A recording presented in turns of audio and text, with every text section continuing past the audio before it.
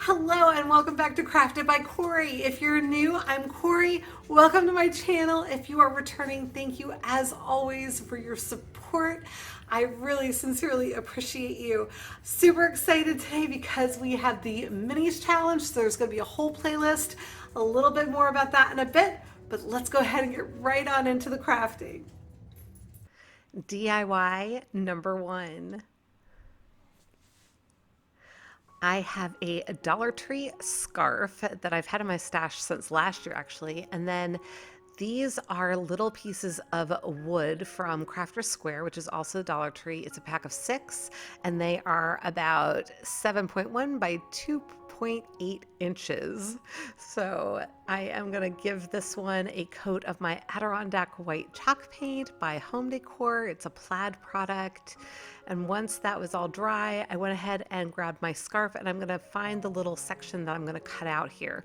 And I'm being really careful as I cut around this because there are other pieces of it that I want to be able to use on future projects.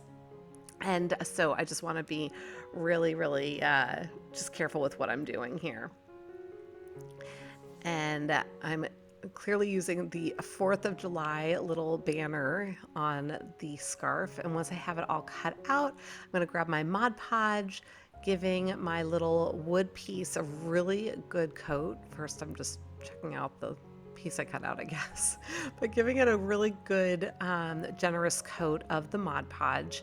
And then I'm going to go ahead and set my little piece of fabric down on top of it, get it all smoothed out, and then I'm going to seal it in with more Mod Podge. And I'm going to take the Mod Podge all the way to the edges of my wood piece because I want the whole thing to have a consistent background. This is the Mod Podge matte that I'm using. But even though it's matte, if I don't coat all of it, the paint part will look different.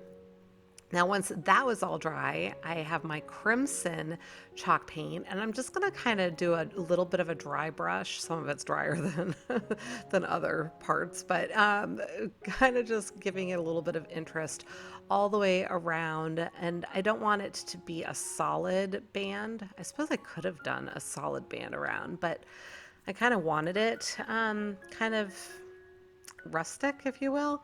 And then this is my Arteza acrylic paint, and I believe this is the phthalo blue. And I am just doing the same exact thing, going over the whole edge where I did the red and just trying to get some of that blue in there. So I've got my red, white, and blue going on. And that was it.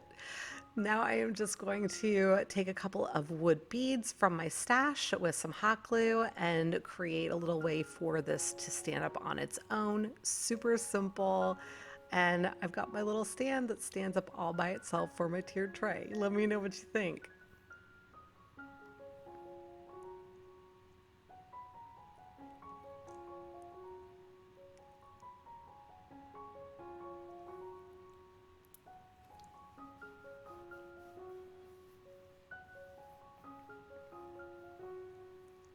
Now, as I mentioned, this is part of the minis challenge. It's an open playlist. Everyone is welcome to join. So if you would like to join next month, it'll be July 15th, and we're going to be doing Christmas in July. Super excited. Make sure you check out the playlist. The link is in my description box. DIY number 2. All right, I have had these cans in my stash for a really long time, and I've been dying to do something with them. So I've got a project for one of them. This is my ocean chalk paint, and I'm gonna give my can just one really good coat of paint. And I'm flipping it over, I am painting the bottom, which is actually going to become my top for this little project. Once it was all dry, I've got my crimson chalk paint again, and I am going to draw just the number 4 on the front of here.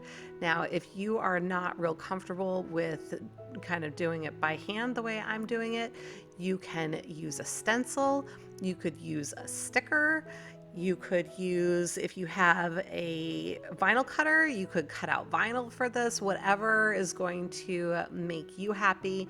You might be able to use tape to just kind of tape off the areas and then paint them by hand. But there's a lot that you can do here. You don't even have to paint the number 4 on it. You could paint little fireworks on here if you wanted to. You know, just use this as your inspiration and use your imagination to create something that is uniquely yours. So once I had my 4 painted, I am going to come in with a nail and my hammer, and I'm going to just start hammering in a whole bunch of little holes all in the top. And then, so showing you how I've got those going on, just hammered in my nail until it was about halfway in, and then kind of twisted around and pulled it out again. And now I am carefully going to go around and create holes in a circle pattern all the way around my number 4. Just be real careful when you do this. You don't want to smash your little fingers. And yeah, and the can does roll, so if you have some sort of a vise that you can put it in, that might help. And then as I got towards the bottom there, there wasn't enough support. So I'm kind of sticking a piece of wood in there to try to help support my can so it wasn't kind of bending into itself. Because it got a little bit more challenging to bang those holes in towards the bottom. The piece of wood I was using wasn't quite large enough, I guess. And so I was struggling a little bit, but you know, where there's a will, there's a way. And then I remembered this neat hack that I saw. You know, you have the little clothespin that holds the nail, so it keeps your fingers out of the way. And then it also gave a really great way for me to kind of leverage the clothespin to pull the nail back out again. So that was fun. Now I've got my Adirondack white paint again, and I'm just going to use this to trace around the 4 first of all. As I was doing all of my little holes, I felt like the 4 was just kind of getting lost. The dark red against the dark blue, you just couldn't see it. So I wanted to help make it pop, and I did that by outlining it with the Adirondack white chalk paint, just using a really tiny little brush and taking my time. Remember, I always speed up these videos. This is sped up almost 3 times, so just take your time and, you know, be patient with yourself. And then I was taking some more of the white chalk paint and just giving a little bit of a white edge to each of the holes that I had nailed into my little piece. And that's really all there was to this project. And then I went ahead and I grabbed a little candle and I turned that on, and now I've got a little kind of lantern. Let me know what you think.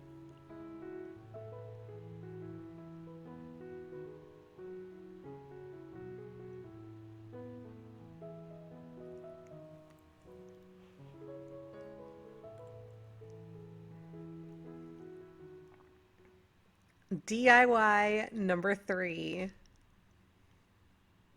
All right, I love these little mini rolling pins. These were $3.99 for the set of 3. I got them at the Hobby Lobby. I've had these in my stash for a while as well. And I've got my crimson chalk paint out again, and I'm just going to paint, I'm going to call it the body of the rolling pin. So I'm going to leave the handles the natural wood tone for this project. You can certainly paint them if you choose to, or you can paint them a different color, but I'm just going to give the body of the rolling pin, so the rolling part, one good coat of the crimson chalk paint. And then once that was dry, I grabbed my Sharpie marker in silver. And I believe this is an oil-based paint marker. It is paint, so I'm kind of trying to get it going again because it's been a while since I used it. And it's got one of those tips that kind of mushes into the pen itself to kind of get the paint going. So once I had that going, I am just going to hand letter this again. And as I said before, if you are not comfortable just doing hand lettering, you can certainly use a stencil, you could use stickers, you could decorate these however you wish, but I chose to hand letter this, and so I did just a regular straight capital letter font for the boom, and I'm doing a cursive font for the y'all. Boom, y'all. I just thought this was so cute. I saw this saying on a t-shirt online. I was like, I'm going to put that on my little rolling pin. And I decided I wanted to give it some fireworks. So I just kind of put some little dots in the middle and then some streaky stripe thingies coming out from it with little dots at the tips.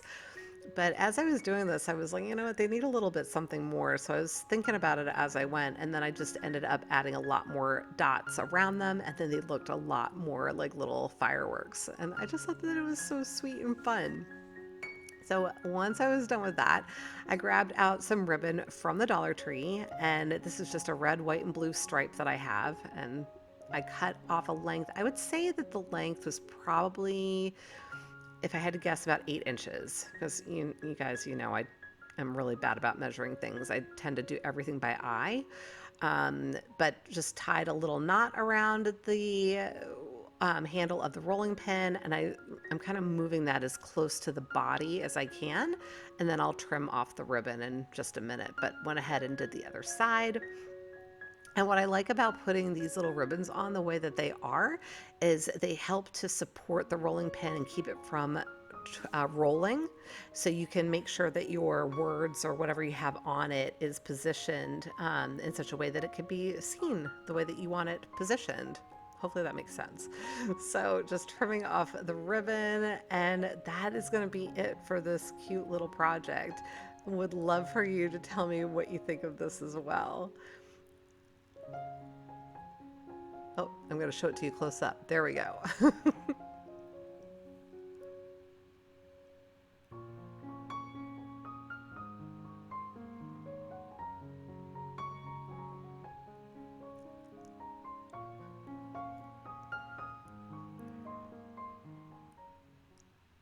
DIY number 4. All right, I have this little wood panel from Plaid, and I'm creating my own homemade gesso. I had looked up this recipe online. It's 3 parts baking soda, 3 parts cornstarch, 1 part glue, and then 1 part acrylic paint, and then enough water to get it to the consistency that you want it. So I've got 3 tablespoons of the baking soda, 3 tablespoons of my cornstarch, and then I did a tablespoon of the glue, and I'm doing a tablespoon of the paint. That's just a regular folk art white acrylic paint.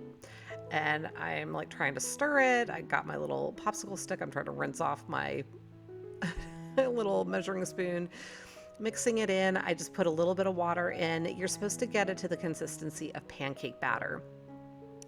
And I thought, hey, this is really great. If I can make my own gesso, I have been starting to get into paint pouring a little bit. And I've got a whole series that I'm planning on doing with that. So more to come on that. Really excited about it. But one of the people that I follow, her name is Olga Sobi, and she had let us all know that we need to use gesso on wood panels to kind of protect the paint, because with the wood you can have like natural oils or whatever that come up through the wood. So anyway, made my own gesso because I didn't have any. And as I started trying to apply this to the wood, it was like the wood was sucking all the moisture out of my concoction here and leaving me with this paste on my paintbrush, and it was just kind of glopping up on top of my wood panel. And I'm like, I don't understand what's going on. And I kept going back to try and see if it was something, with what I had in my mug that I mixed it with. I just sprayed it down with water thinking, well, maybe the wood needed to be wet. Maybe I missed that part, about how to treat wood. I was kind of at a bit of a loss, but of course, if you followed me for any amount of time, I tend to be a little bit determined, and I find a way or I make a way. So it was a little bit better after I had sprayed it down, but I was still getting all of this clumpy stuff. But I did my best to make it work. Struggling a little bit here. So I'm not sure that I can recommend the at-home gesso recipe. I did, after this project, go ahead and order some off of Amazon.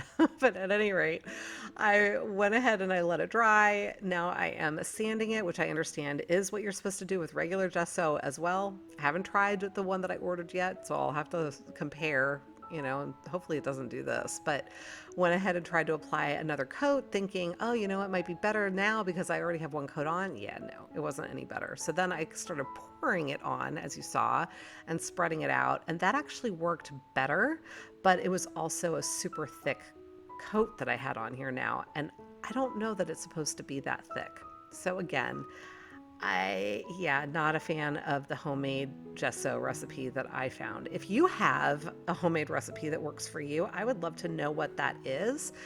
So I hope you'll leave me a comment and tell me more about it. But I have my Arteza paints in the red, the blue, that's the phthalo blue, and then this is a silver metallic. And I had also mixed up, I have some Amsterdam titanium white. And all of these are available in my Amazon store if it's something you want to check out. I mentioned that I'm starting to get into this. I have a video that's going to be coming up that I'm going to show you, first of all, everything that I ordered to get myself started with the paint pouring. So stay tuned. I'm going to get that out for you guys as soon as I can. It's all recorded. I just have to get it edited and figure it out with my schedule. But I'm using a hairdryer, yes, a hairdryer, to blow the paint around on my wood square and just making sure that my surface is completely covered. And this is after I had made sure that I sanded the gesso and made sure that my surfaces were all smooth and wiped down and prepped, so to speak. And now I just made sure that I had all of my sides covered with my paint. And then I realized, oh, I forgot to put this up on little platforms because when you work with paint pouring, you don't want it down on your surface because it'll end up just sticking to your surface. You want it kind of elevated. So I've got these little cute risers that I'd gotten, and then I just torched it with my little blowtorch. You guys, I'm really getting into the paint pouring. So I've got several projects I've already done. I cannot wait to share them with you guys. But I used the phthalo blue, the silver, the red, and these are all mixed with water only, except for my white. My white that I am now puddling around the other colors in the center there. The white also has some paint pouring medium in it. And they're all mixed to a thin consistency. So this is what I'm attempting to do, a Dutch pour. I didn't do real well with the Dutch pour. I have way too much paint on here. So like I said, I am learning. I am slightly obsessed with the paint pouring at the moment. The reason I included this in this video, and it's red, white, and blue. Yes, this is this month's minis. This is hometown pride is what I called it, because I wanted people who participate from different countries to be able to do things that weren't necessarily red, white, and blue, but were representative of their patriotism. So the reason for the paint pouring is that my hometown of Lambertville is a huge art community. We have all kinds of galleries and antique shops, and so this is just a nod to my hometown. And so my little bit of patriotism but hometown pride thrown in. So I wasn't feeling what I had done with this, blowing it, and yeah. So now I'm just kind of trying to move it around, trying to kind of salvage this somehow, because I honestly was feeling like it was a bit of a hot mess. Like I said, I am learning how to do the Dutch pours. Yeah, they make it look really easy, and I'm starting to get the hang of it because like I said, I've done several pieces now, and I'm gonna be happy to take you along with me on my journey if it's something you would like to be a part of. So as I mentioned, more to come on that, but I am just kind of letting this move side to side. Eventually it stopped moving, which meant to me that I didn't have enough paint on there for it to move any further. So yeah, and in a second, I'm going to show it to you up close. I think there's like a fire-breathing dragon in the middle of the design, but let me know what you see and let me know what you think of this.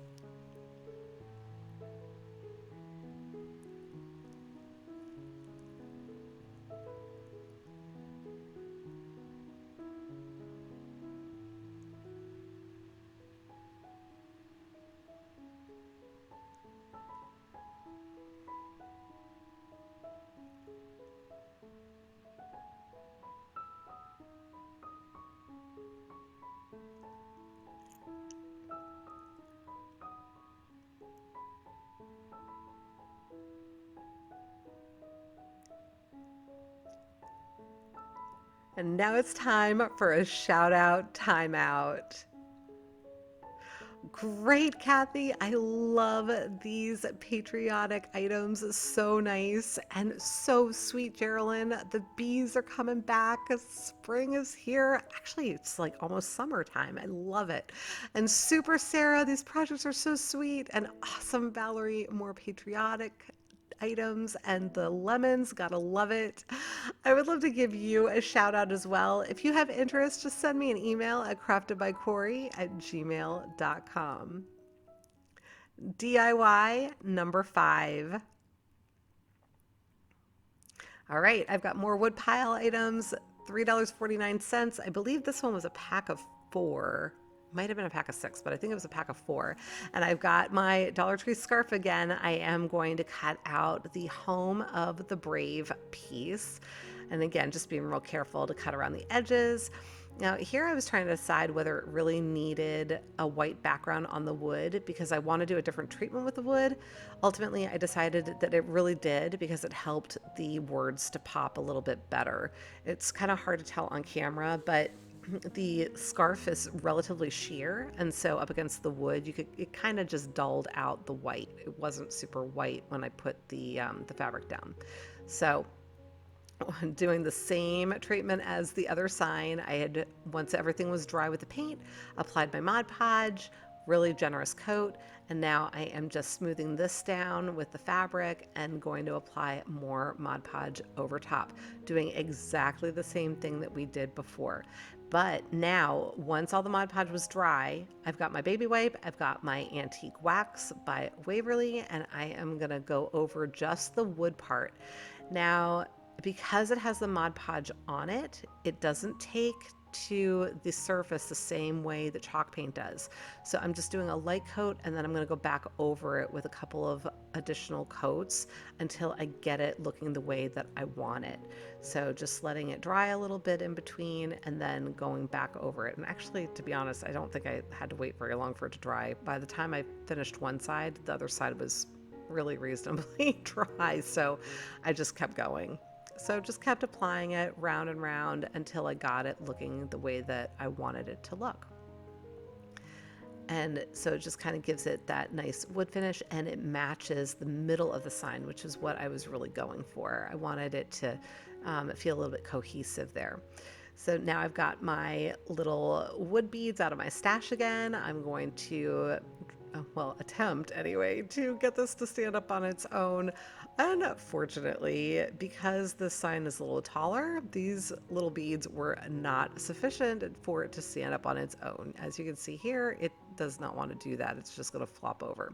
So I went back into my stash and grabbed a piece of a dowel that I had left over from another project. And I'm just trying to figure out where I can place the dowel underneath the little beads to help it stand up. So not very far around the beads. Hopefully you could see where I put it.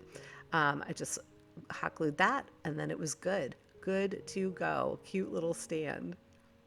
Let me know what you think.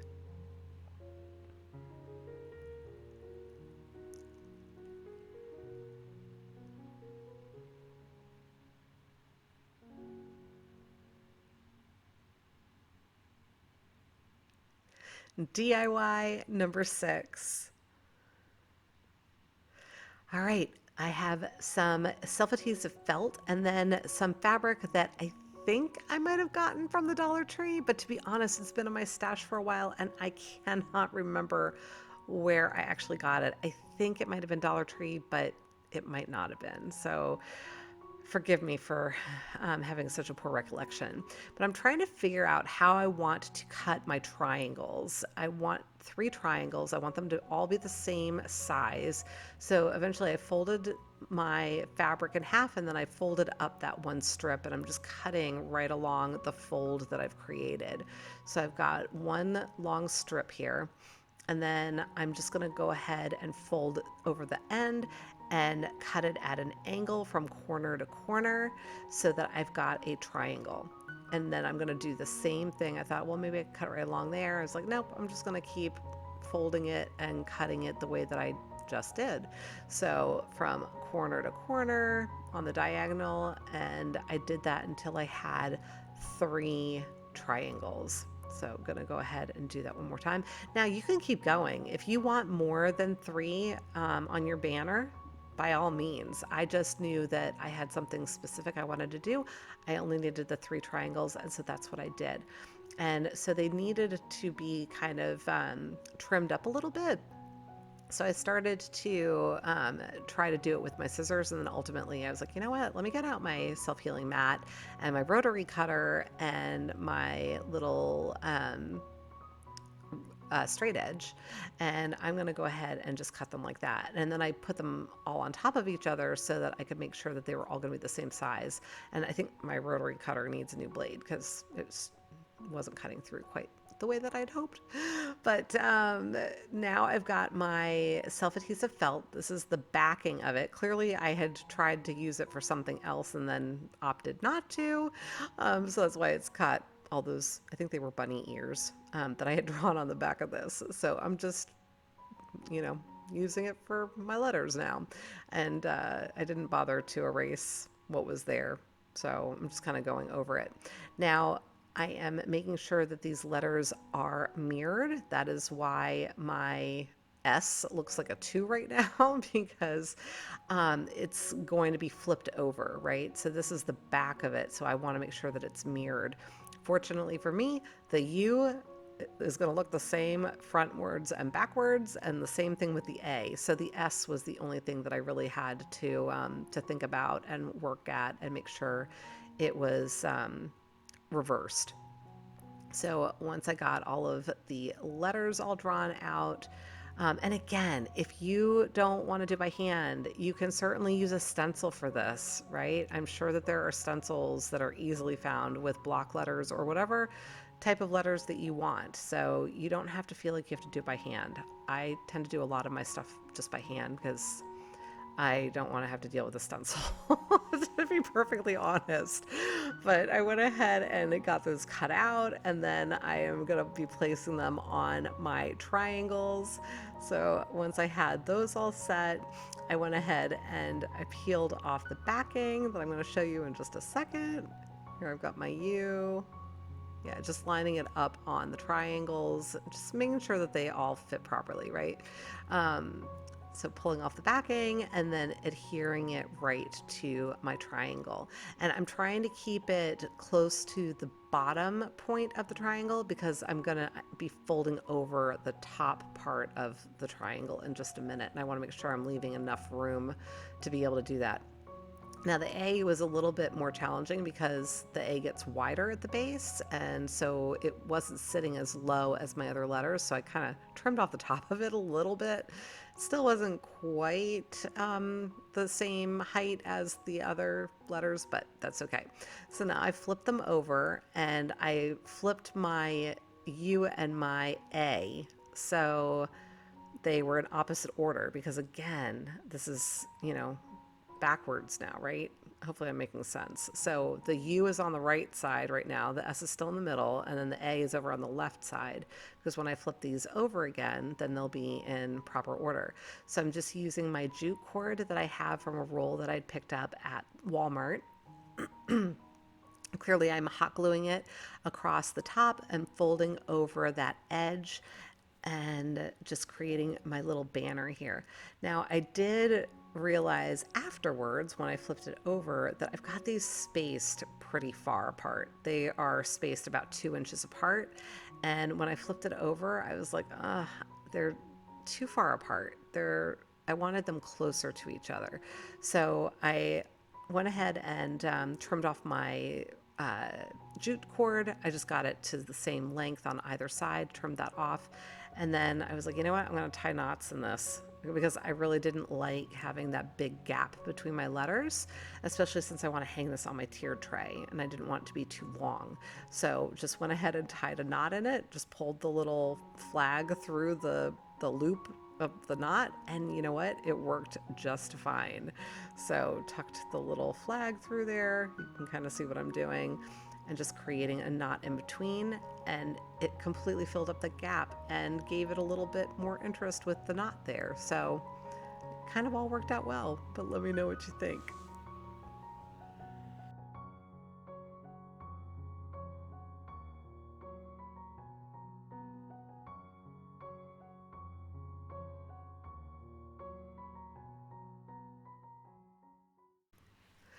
And here we are with the final reveal.